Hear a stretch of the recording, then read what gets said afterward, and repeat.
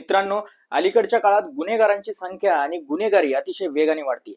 या वाढत्या गुन्हेगारीमुळे सगळीकडे दहशतीचे वातावरण निर्माण झालंय. सहज कधी कुणाला चुकूनही आपला धक्का सुद्धा लागू नये म्हणून सर्वसामान्य माणूस जपून आपले दिनकर्म करत आहे.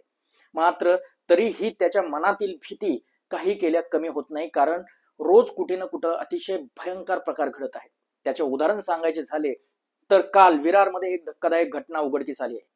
ती म्हणजे विरार फाट्याजवळील पिरकुंडा दर्गाजवळ एका ओसाड ठिकाणी एका सुटकेस मध्ये महिलेचे मुंडके आढळले.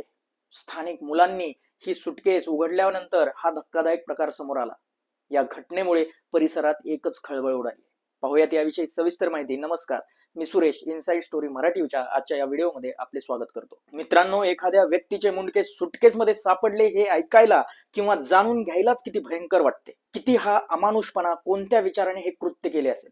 एखाद्या व्यक्तीचे मुंडके कापणे म्हणजे किती कठोर मनाचे हे कृत्य आहे असा विचार जरी केला तरी भीती वाटते. पायात काटा मोडला तर तो काटा काढायची भीती वाटणारे मन एखाद्या व्यक्तीचे धडापासून शिर बाजूला करते आणि ते दूर कुठेतरी एका बॅग मध्ये घालून फेकून देते. अमानुषपणाचा कळस आहे हा. मित्रांनो, सदर घटना ही विरारमध्ये घडली असली तरी तिचे पडसाद दूरवर उमटत आहेत.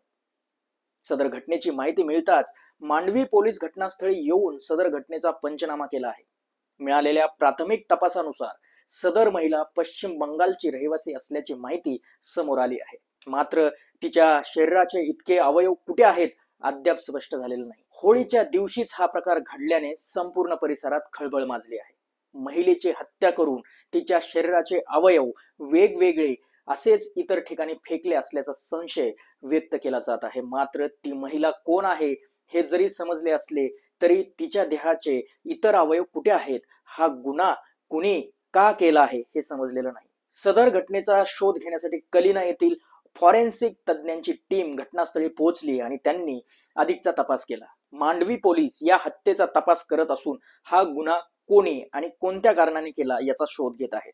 तर दुसरीकडे ही अशीच घटना अहिल्यानगर मध्ये एका विहिरीत शीर, हात नसलेला मृतदेह आढळल्याने खळबळ उडाली आहे.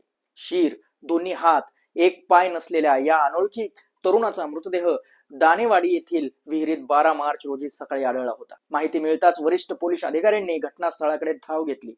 या घटनेने परिसरात भीतीचं वातावरण पसरलं आहे. तर या मृतदेहाची ओळख पटवण्याचं आव्हान देखील पोलिसांसमोर असणार आहे. हा मृतदेह 20 वर्षीय तरुणाचा असावा आणि त्याचा खून करून पुरावा नष्ट करण्यासाठी श्रीगोंदा शिरूर तालुक्याच्या हद्दीवर असलेल्या दानेवाडी शिवारातील विहिरीत मृतदेह टाकला असावा अशी शक्यता पोलिसांनी वर्तवली आहे. विहिरीत मृतदेह आढळल्याने परिसरात खळबळ उडाली आहे. हा मृतदेह कोणाचा आहे याचा शोध घेण्यात येत आहे. दानेवाडी येथील विठ्ठल दगडू मांडगे यांच्या मालकीची ही विहीर आहे. या मृतदेहाची ओळख पटण्यासाठी पोलिसांकडून प्रयत्न सुरू आहेत.